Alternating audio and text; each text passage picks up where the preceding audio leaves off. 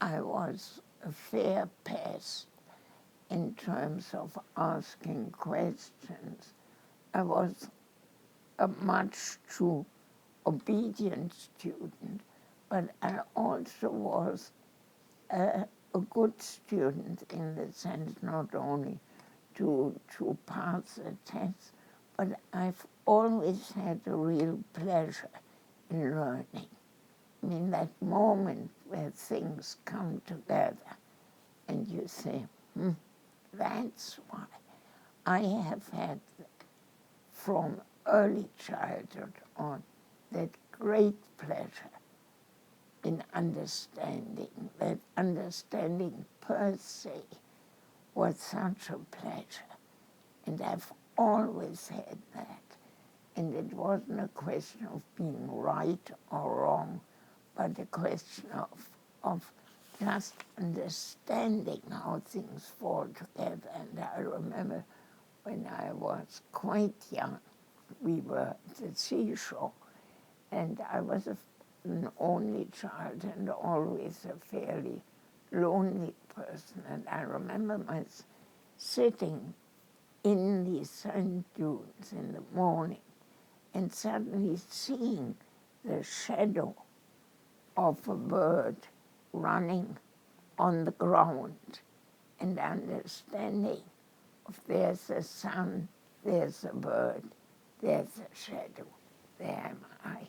And that feeling of profound joy that I had, that stayed with me. And much, much later, when I would come in on an airplane and see the shadow of the plane on the runway, I could recall this real feeling of joy that comes from just understanding the geometry of that.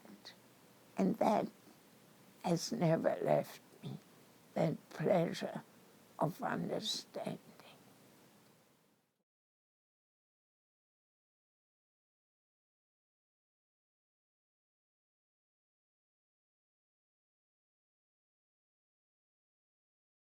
At the beginning, this was an experimental school that filled a need that was perceived at being at the corner, essentially, of Bloor and Dufferin as a new inner-city high school.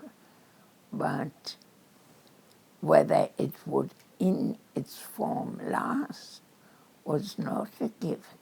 So here we are, celebrating the 20th anniversary, but the number one thing to celebrate, we don't even consider that it's the fact we are there. And we are there as a part of the educational landscape, not as a sort of, wonder what that's all about. And that's why I find that I see this 20th anniversary as a wonderful occasion to do two things. One is to celebrate and to rejoice in the fact that not only are we there, but it's not anymore at all an issue. And the other part is that I am extremely keen to document those 20 years as well as possible, because I'm only too aware how much times have changed and how much, therefore, the school will be asked to do different things. And I don't want to blur these first 20 years. So I'm anxious that that experience, where that's reflected by the parents, by the former students, by the current or former teachers, that all this is documented. And then there's a need at this point, I feel, to reflect, because times have changed incredibly. And we have to ask ourselves, what is the role of a school of our nature, a magnet school that tries to focus on taking students seriously and prepare them to cope. But it means we have to worry. What is it that they have to cope with and about? And this is why I, in reflection, had asked people to compile a list of words that did not exist 20 years ago when the school was founded. And there's a wonderful large word list that will be, I'm sure, available. And it's fantastic to see how changed the world is and how, nevertheless, the school students have been able to cope exceptionally well, and largely because underneath is a school's philosophy that is unchanged. There's respect, which is a form of true equality. It's not that people are identical, that they all have the same gifts or needs, but each and every one, whether they are teachers or learners or both at the same time, deserve respect. And that remained, as well as the emphasis on competence. You can't be a fool to cope. And high standard in terms of competence and responsibility remain. And then there remains the choice of means. Not only what do we do, each and every one of us, but how do we do it? And our commitment to do it non-violently, respectfully, and with concern for others as well as for the environment. That remains, but the world is different, and it is incredibly different. Now, I have, at various points, really tried to reflect and help others to reflect on what is the purpose of education. Why do parents send their children to school? Not only because it's law, because what do they expect? And I've often quoted the statement that parents send their kids to school in the hope that in the end they will be personally happy and publicly useful. You can't be all the time personally happy. You can't be all the time publicly useful. But overall, one hopes that the young, as they cope, do so in a manner that leaves them most of the time personally happy and publicly useful. Yet 20 years later, personally happy, maybe something totally different from what it was 20 years ago. Publicly useful. What is being publicly useful? Is it what you do? Is it what you don't do?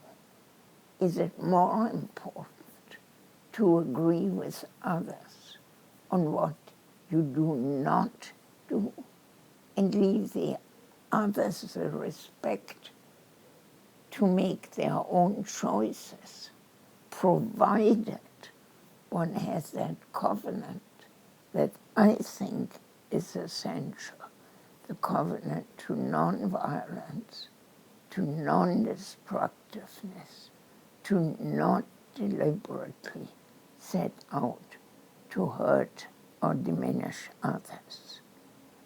So ahead of us, as we celebrate, is that choice, or not even a choice, but a reflection of what will be asked of us. The wonderful thing about the school's work has been, in a way, its success as a model that so many things, from social service to Wednesday programs to a much more relaxed relationship between teachers and students, between learners and teachers, has become commonplace, has become a new norm. However, we have again to say what will be the new normal for the next 20 years, where our school could rightly feel the obligation as well as the need to look ahead and say, what now would we need to impart, to allow our students and their families to cope? What would we now feel means to be publicly useful? And I think there I found that word list so wonderful, to see how many new words had come because there were new activities.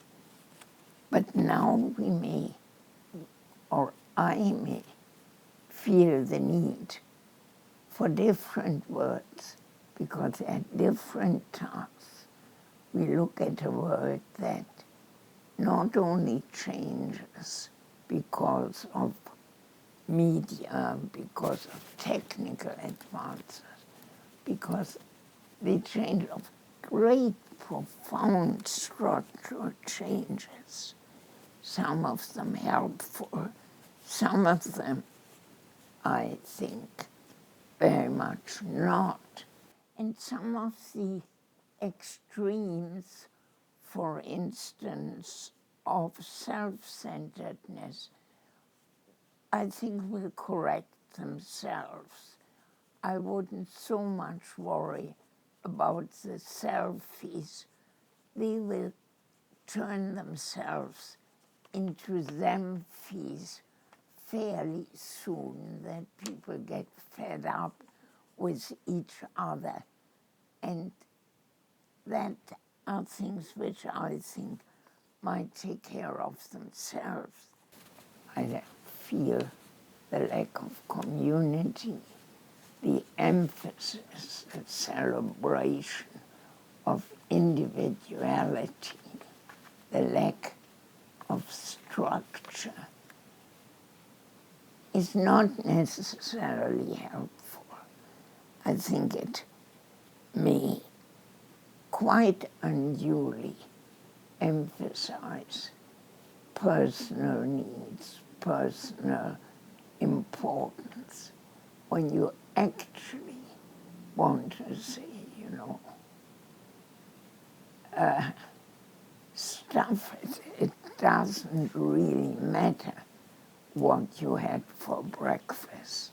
People should be grateful to have breakfast. Don't take yourself so seriously. On the other hand, people are important. But are they that important that everybody needs to know everything about everybody? I think there will be new needs that we see already on the horizon. And one of them, for which I suggest a new word, is that we have to let go of the notion of ownership.